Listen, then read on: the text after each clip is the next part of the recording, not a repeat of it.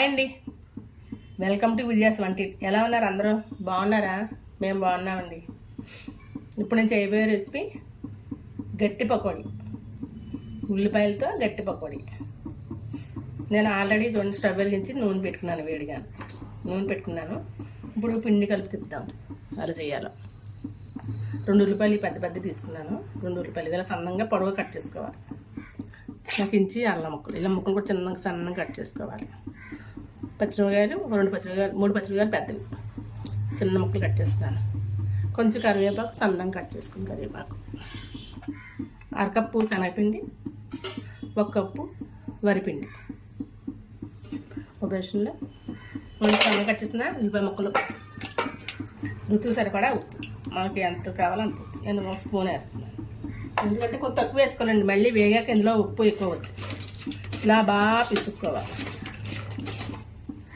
Cut చేసుకున్న అల్లం ముక్కలు, చిన్న చిన్న అల్లం ముక్కలు, పచ్చిమిరకాయ ముక్కలు, కరివేపాకు, ఇవన్నీ వేసుకోవాలి. ఆయిల్ 1 స్పూన్ ఆయిల్ వేసుకోవచ్చు. వేడిదాన్ని వేసుకోవచ్చు, చల్లదాన్ని వేసుకోవచ్చు. స్పూన్నర వేసాను ఆయిల్. వెంటనే కలిపి కొంచెం ఏకాలతో చూసుకోండి. నేను వేడి నూనె వేసాను కదా. ఇప్పుడు శనగపిండి అరకప్పు. మనం క్వాంటిటీని బట్టి అండి, మనం ఉల్లిపాయ ఎన్ని కోసుకున్నామో దాన్ని బట్టి వేసుకోవాలి. కప్పు వరిపిండి ఇలా కలుపుకోవాలి. వాటర్ వేయకూడదు ఫస్టే, ఎందుకంటే మనం ఉప్పు వేసి పిసుకున్నాం కదా ఉల్లిపాయలో, ఆ వాటర్ సరిపోదు. చాలకపోతే లాస్ట్ని వేసుకోవాలి. ఇప్పుడు చాలేదండి, కొంచెం ఒక్క చుక్క తడి చేసుకున్నాను అంతే. చెయ్యి ఇలా కొంచెమే తిరగించుకోవాలండి, ఎక్కువ.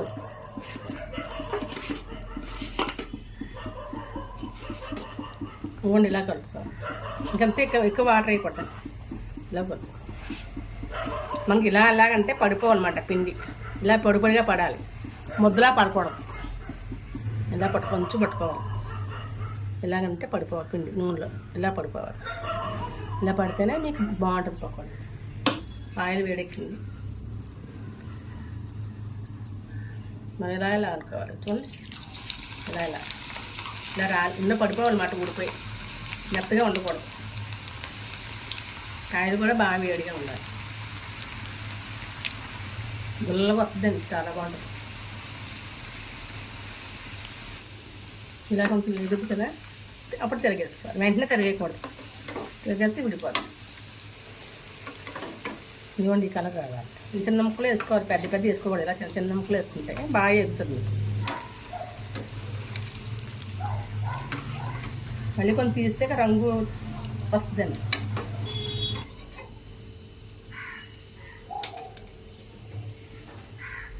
ఇంకో బాగా వేసుకోవాలి.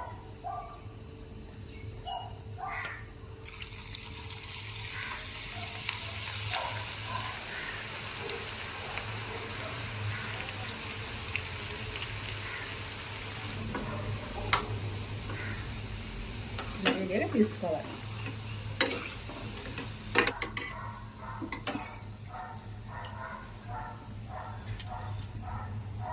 కరకరలాడే గట్టి పకోడీ రెడీ. మీరు ట్రై చేసి చూడండి. నా వీడియో కనుక నచ్చినట్టయితే లైక్ చేయండి, షేర్ చేయండి, సబ్స్క్రైబ్ చేయండి. పక్కనే ఉన్న బెల్ ఐకాన్ క్లిక్ చేయండి. నా వీడియో కనుక మీకు నచ్చినట్లయితే లైక్ చేయండి, షేర్ చేయండి, నా ఛానల్ని సబ్స్క్రైబ్ చేసుకోండి. పక్కనే ఉన్న బెల్ ఐకాన్ క్లిక్ చేయండి.